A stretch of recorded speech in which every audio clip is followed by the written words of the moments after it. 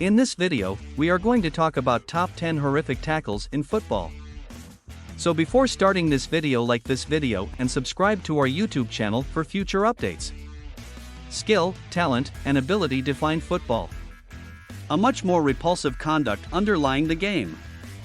Unfortunately, thuggery is as much a part of football as the game's tactics and goals. While generally limited inside a tackle, this practice sometimes transcends the football field into real life, shaking the moral fiber of the game. We are going to look through some of the most horrific tackles ever made in football. Number 10.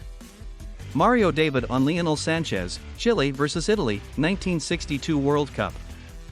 Few matches contain so many wince-inducing tackles that choosing a most shocking proves difficult.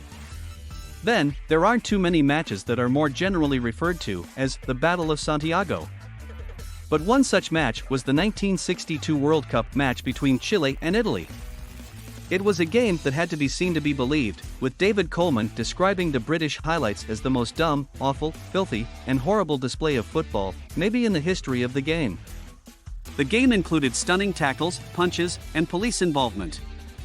Giorgio Farini was dismissed after 10 minutes, and Mario David was expelled half an hour later for kicking Lionel Sanchez in the head, according to the commentator. The fact that the referee, Ken Aston, was the man who revolutionized football's disciplinary system tells a lot about the Battle of Santiago.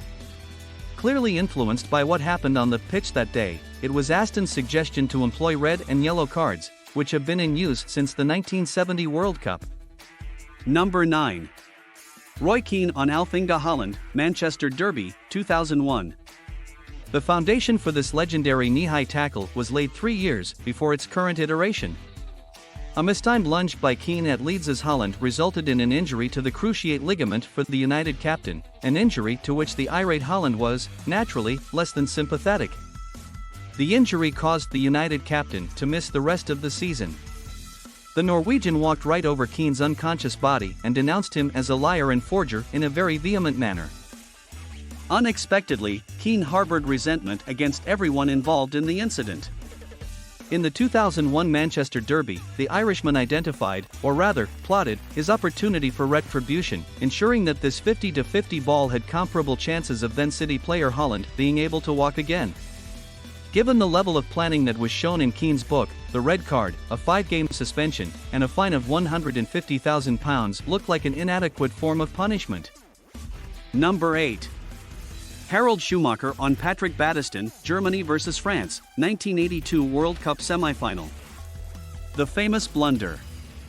With the score 1-1 in the 1982 World Cup semi-final, France replacement Patrick Battiston charged forward, pursuing a long pass that had also alarmed German goalie Harald Schumacher.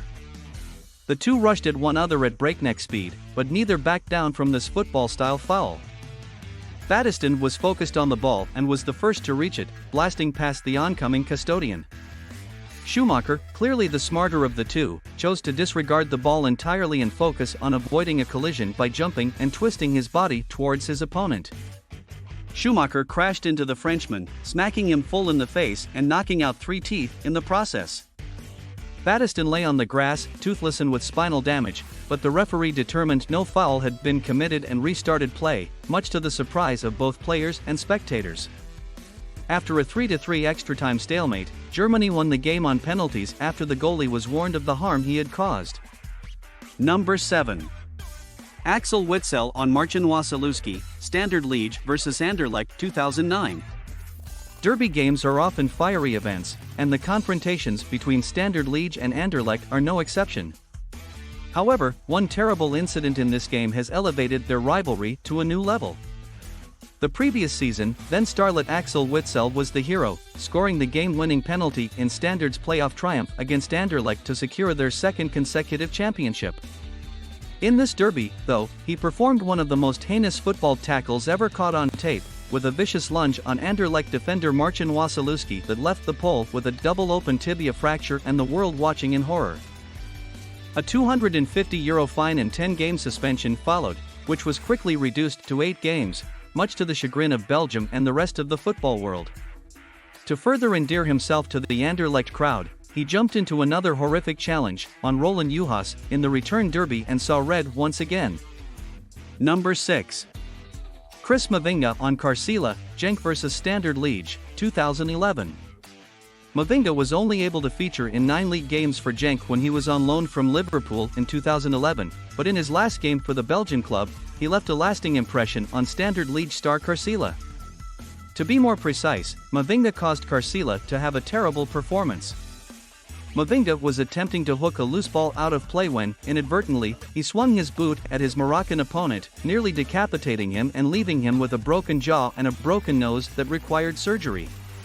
Mavinga's actions led to the Moroccan opponent requiring medical attention. A distressed Mavinga claimed afterwards he could not sleep well.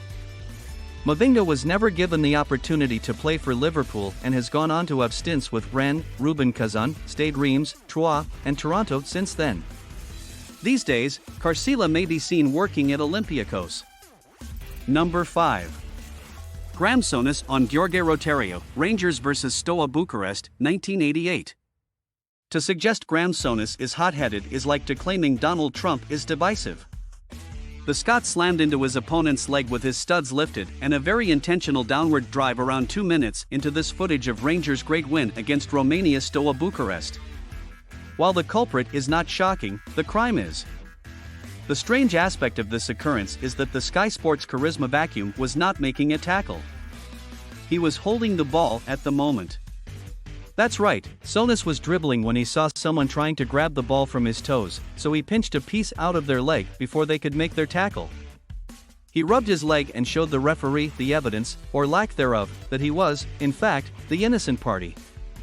Unfortunately for Sonus, the official saw right through him and sent him off. Rangers were eliminated on aggregate. Number 4. Ben Thatcher on Pedro Mendes, Portsmouth vs Manchester City, 2004. The heat causes us all to act strangely, we become irritated and snappy. However, it seems to affect some people more than others, and Ben Thatcher is a prime example. He went insane in the late summer of 2004. During Manchester City's preseason tour to China, his elbow forced Yang Chungang to fall, and less than 3 weeks later, he became the most despised man in English football with a heinous attack on Portsmouth's Pedro Mendes. Thatcher purposefully led with his elbow as he and Mendes went for a lost ball on the touchline, sending the Portuguese flying into the advertising hoardings and knocking him unconscious. Mendes required oxygen at the stadium and had a seizure while being transported to the hospital, where he spent the night. The tackle was so terrible that Thatcher received a 6-match ban from his own team on top of the FA's 8-game sentence. He was also given a 15-match punishment that was suspended for 2 years. Portsmouth's Matt Taylor mirrored the feelings of the hundreds of onlookers who were outraged by the referee's decision to only show Thatcher a yellow card. Number 3. Nigel de Jong on Xabi Alonso, Netherlands vs Spain, 2010. Something about World Cup finals brings out the worst in players. The Netherlands' hack happiness was eventually punished by karma in Johannesburg when Spain took the cup, but not before Vicente Del Bosque's team suffered some terrible consequences. In the final, referee Howard Webb was forced to issue a record 14 yellow cards, breaking the previous mark of 6 set in 1986. Number 2. Pepe on Javi Cascaro, Real Madrid vs Getafe, 2009. There are seconds left in a fight with your local rivals, and you drag down one of them within the area. The scoreboard now shows 2-2, and you might be held responsible for your team failing to pick up a point. You're enraged, and you search about for anything to kick, but all you see is your opponent, splayed on the grass like a huge blue piata. So you boot him numerous times and stand all over him before smacking his buddy in the face.